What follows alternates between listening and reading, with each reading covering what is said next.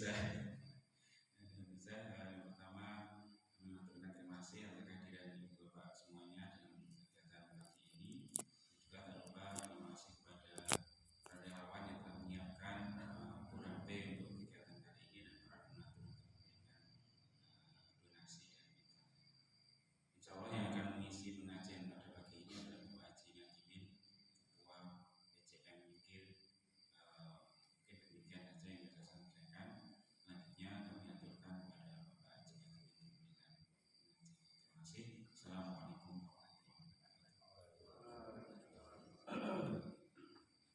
warahmatullahi wabarakatuh. Alhamdulillahilladzi ahyana ba'dama amatana wa ilaihi nusyur.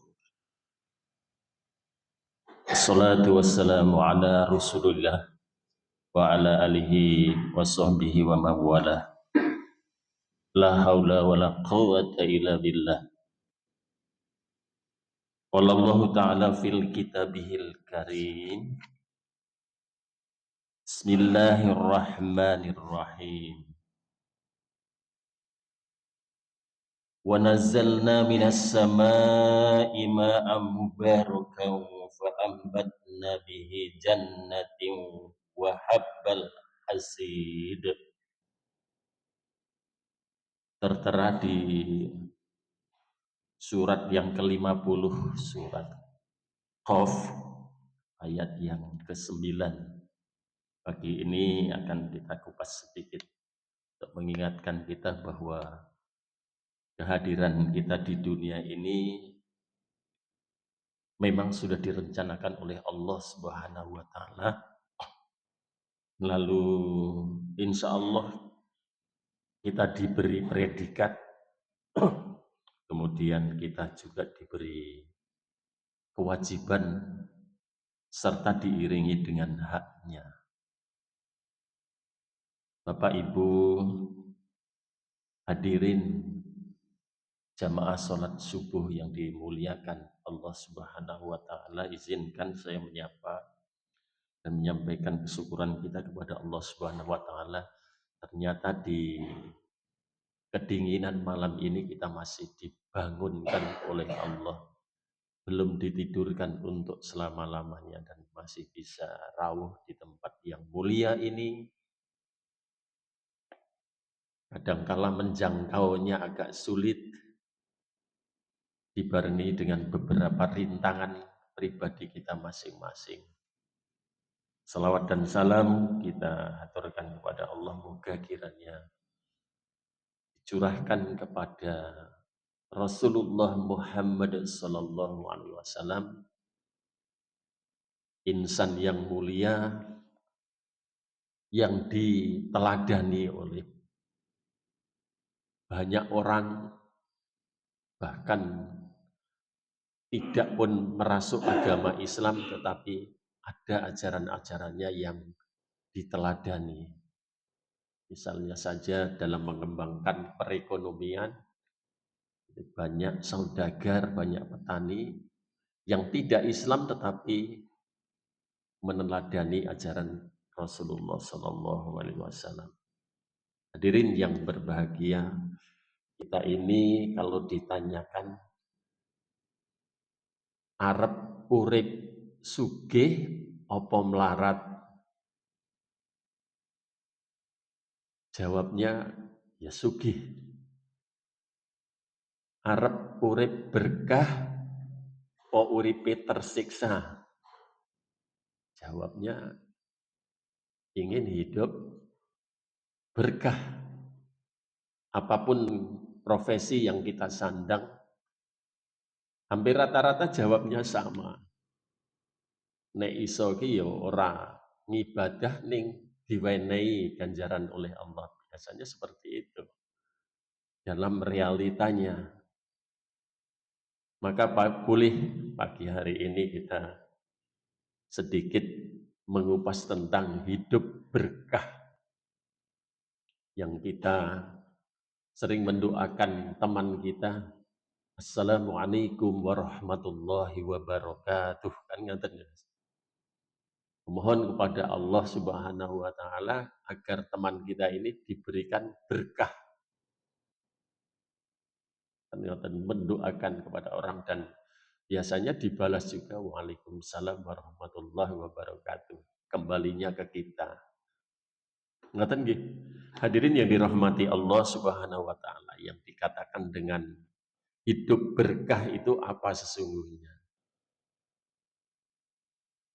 Di dalam tafsir dijelaskan bahwa yang dikatakan dengan barokah itu adalah mempunyai nilai tambah, azizadah, ada nilai tambahnya,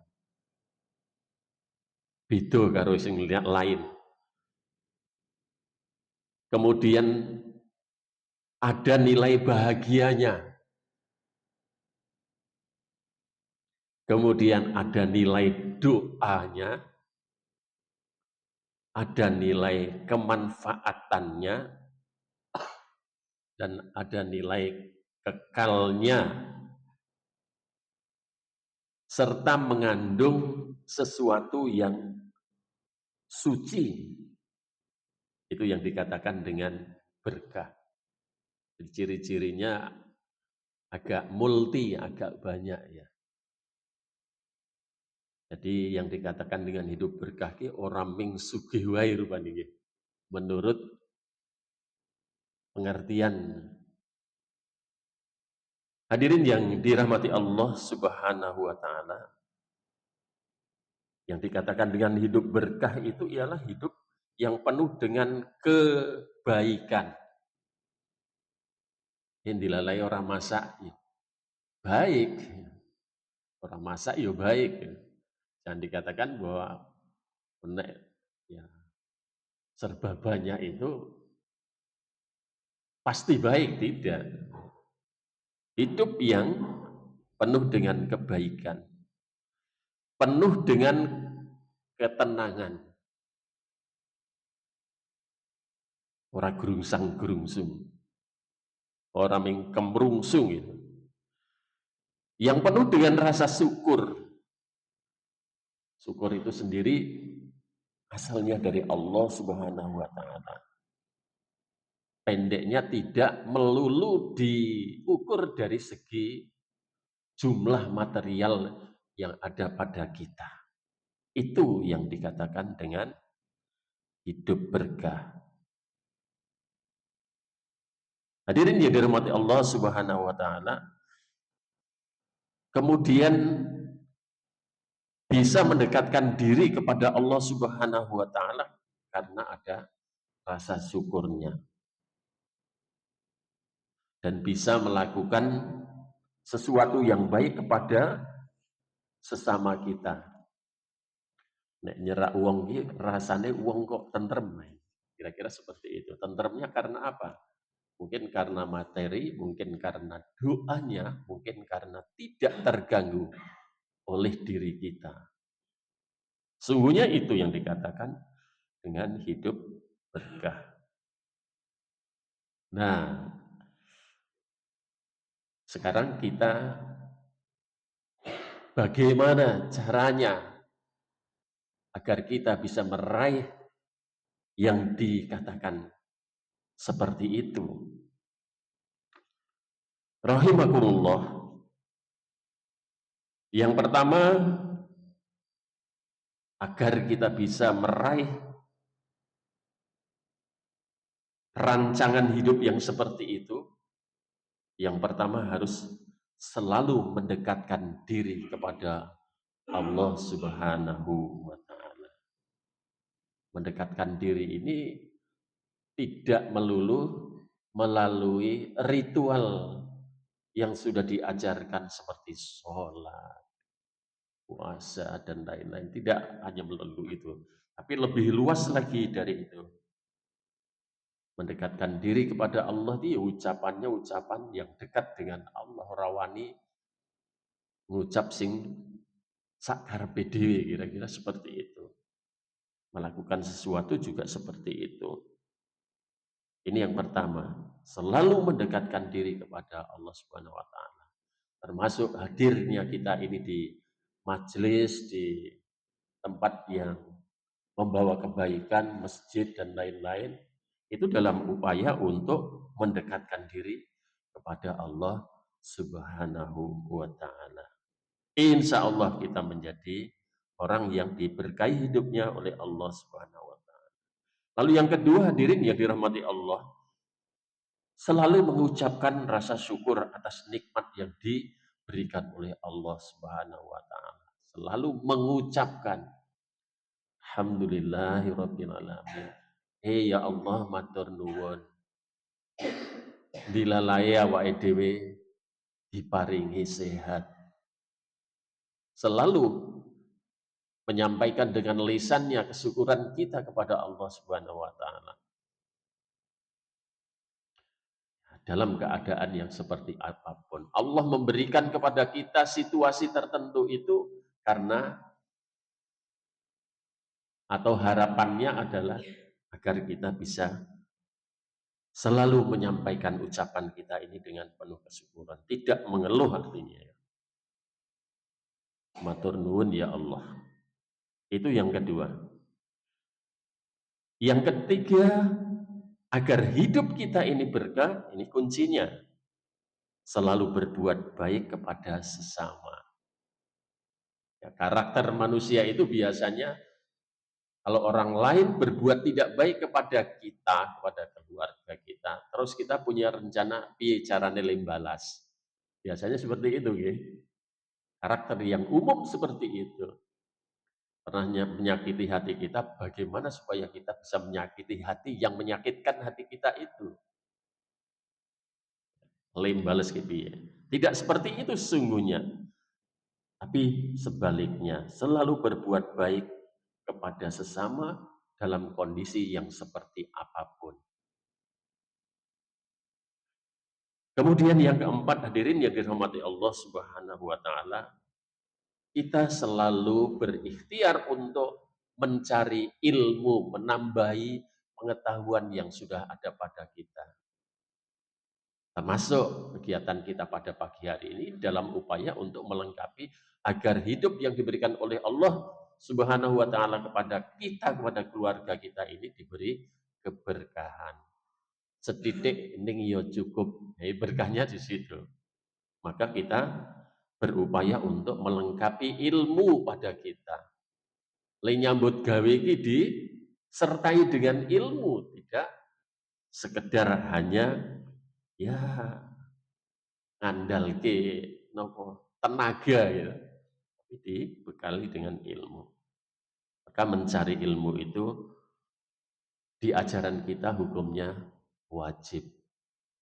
Di hadis tertentu yang selalu kita andalkan itu, carilah ilmu walau kita dengan ikhtiar jauh sampai ke negeri Cina.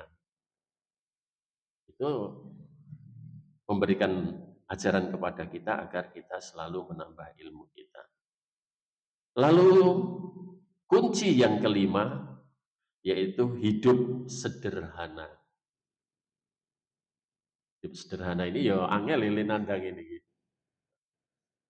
Biasanya orang itu kepingin lebih dari orang lain, kepingin tampil yang ya, yang ter. Dan dimodali dengan materi. Sungguhnya Islam ini menganjurkan hidup itu yang paling pas itu tengah-tengah. Tidak terlalu dan tidak terlalunya itu terlalu dhuwur, terlalu isor, terlalu kiri, terlalu kanan. Hidupnya sederhana, sederhana. Nah, di nopo pepatah Jawa juga seperti itu, sak madya. Sederhana. Mangane ya sederhana. Pakaiannya ya sederhana. Rumahnya ya sederhana. Tambah lagi kalau sekarang kendaraannya ya sederhana. Itu akan membawa kebahagiaan kepada kita. Tapi kalau kita terpacu oleh emosi dan persaingan orang lain yang belum tentu orang lain itu punya tujuan untuk kompetisi yang tidak sehat. Nah, ini hidup kita menjadi jauh dari hidup yang sederhana itu. Hadirin yang dirahmati Allah Subhanahu wa taala, lalu kunci yang keenam adalah selalu mencari ilmu. Tahapan yang paling rendah tadi sudah saya katakan ya, rajin mendatangi majelis ilmu. Ilmunya untuk apa? Ilmunya untuk membanding. Ilmunya untuk apa? Ilmunya untuk kita terapkan. Ilmunya untuk apa? Ilmunya untuk bekal kita menjadi pengetahuan kita. Sehingga kita tidak tergoda dengan kemewahan-kemewahan. Tidak tergoda dengan yang tidak baik. Dan kunci yang terakhir agar hidup kita menjadi berkah adalah berdoa dan tawakal kepada Allah Subhanahu wa taala. Doa itu kunci ibadah kita. Allah Subhanahu wa taala itu membukakan kepada kita bila kita mau berdoa kepada Allah Subhanahu wa taala. Rahimakumullah. Kira-kira itu, dan itu menjadi harapan kita bersama. Kemudian untuk berikutnya, ciri-cirinya nandai orang itu kalau hidupnya berkah seperti apa. Ini yang pertama sekali, tenang batinnya. Batinnya tenang, orang kemerungsung, orang terpacu dengan pergolakan hidupnya orang. Batinnya tenang. Kok ya tenang aja. Tenang ini bukan berarti malas ya. Beda antara tenang dengan malas. Tenang itu tidak gerusah-gerusu, tak malas itu walau ada perpacuan dan tuntutan, tetap diam saja, tidak mau reaksi. Ya. Kalau itu malas. Tandanya orang hidupnya diberikan keberkahan oleh Allah Subhanahu wa taala, itu tenang. Kemudian yang kedua, cirinya konsisten dalam kebaikan. Tetap istiqomah dalam kebaikan. Arep kepiye wae pokoke berbuat baik. Pokoknya kita dalam kondisi kebaikan. Yang ketiga, bermanfaat untuk sesama. Bermanfaat untuk orang banyak. Misalnya forum seperti ini, tadi Mas dosen menjadi pembawa acara, itu kan asas manfaat itu. Ustadz Janadi hari ini tidak rawuh, punya manfaat dia. Tadi Mas Imam itu punya asas manfaat untuk orang banyak, menjadi imam. Kita menjadi makmum juga punya manfaat untuk orang banyak. Jajal ming imam dewe makmume ora ono. Pripun niku? Jadi kita hadirnya di majelis ini membawa manfaat, membawa kebaikan kepada orang banyak. Dilalai kok iya awak dhewe nek pas imam ora iso dadi imam, ning doanya itu doa untuk bersama. Sehingga kita memberi kebaikan kepada orang lain. Lalu yang keempat cirinya selalu bersyukur. Bersyukurnya mendalam. Bersyukurnya tidak hanya lisan saja, tetapi lebih dalam dari itu. Kemudian yang kelima, memiliki rasa cinta yang mendalam kepada Allah Subhanahu wa taala. Tandanya apa? Tandanya mengamalkan apa yang menjadi ya perintahnya Allah Subhanahu wa taala. Itu tandanya hidup kita ini berkah. Setelah pertemuan ini monggo nanti dinilai menurut indikator yang saya sampaikan itu. Berkah ora ya uripku iki. Aku ki dadi ini ning kok ya kaya ngene ya. Monggo nanti dinilai.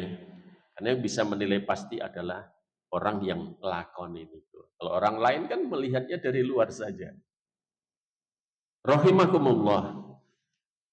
Kemudian kebahagiaan manusia yang diberi keberkahan oleh Allah Subhanahu wa taala ini melalui beberapa melalui beberapa sarana dan prasarana. Yang pertama sekali ini keberkahan air. Ini dewi malah turah-turah nggih. Keporo malah banjir bareng nggih. Punya keberkahan air. Seperti di ayat yang saya baca di awal tadi. Dan dari langit kami turunkan air yang memberi berkah. Dan itu berkah Bapak Ibu. Karena awal dia menilainya kan, malah banjir. Lememe malah ora garing iki. Padahal Allah Subhanahu wa taala menurunkan hujan itu memberi berkah. Lalu kami tumbuhkan dengan air itu pepohonan kata Allah yang rindang dan biji-bijian yang dapat dipanen. Lebih banyak orang yang mengharapkan hujan daripada tidak hujan sama sekali. Jadi turunnya air dari langit itu membawa manfaat. Walaupun di sebelah kita ini angger hujan banjir. Ini membawa manfaat. Bagaimana kita mengolah itu sehingga nanti mungkin kita buat drainase atau kita buat resapan. Ya, insya Allah itu menjadi berkah untuk kita sekalian. Jangan menjadi keluhan buat kita. Kemudian ada tanam-tanaman yang tumbuh karena Allah Subhanahu wa taala mencurahkan dari langit itu hujan. Yang kedua bisa menumbuhkan tanaman. Ini di Al-Qur'anul Karim di surat An-Nur ayat 35. Mas Hakim hafal mboten niki? Allah berfirman, Allahu nurus samawati wal ard masalu nurihi kamiskati fiha misbah, dan seterusnya karena ayatnya agak panjang, yang artinya Allah memberi cahaya kepada langit dan bumi. Perumpamaan cahayanya, cahaya Allah maksudnya, seperti sebuah lubang yang tidak tembus, yang di dalamnya ada pelita besar.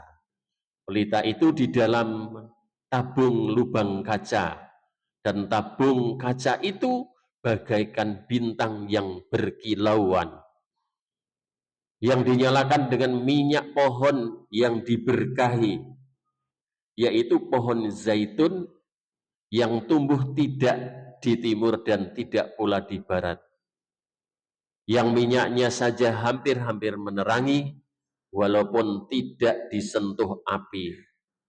Cahaya itu di atas cahaya berlapis-lapis. Allah memberi petunjuk kepada cahayanya bagi orang-orang yang Allah kehendaki, dan Allah membuat perumpamaan-perumpamaan bagi manusia, dan Allah Maha mengetahui segala sesuatu. Ini yang kedua, ini dari tanaman itu rupanya ada berkah Allah Subhanahu wa taala. Kalau di tempat kita pohon zaitun tidak ada, tapi karena wahyu ini turunnya dulu ketika perkembangan Islam itu di Jazirah Arab, maka dipakailah perumpamaan pohon zaitun yang banyak memberikan berkah kepada kehidupan manusia, utamanya berkah minyaknya. Kemudian yang kedua, hadirin yang dirahmati Allah Subhanahu wa taala, keberkahan pada penduduk negeri yang beriman dan bertakwa.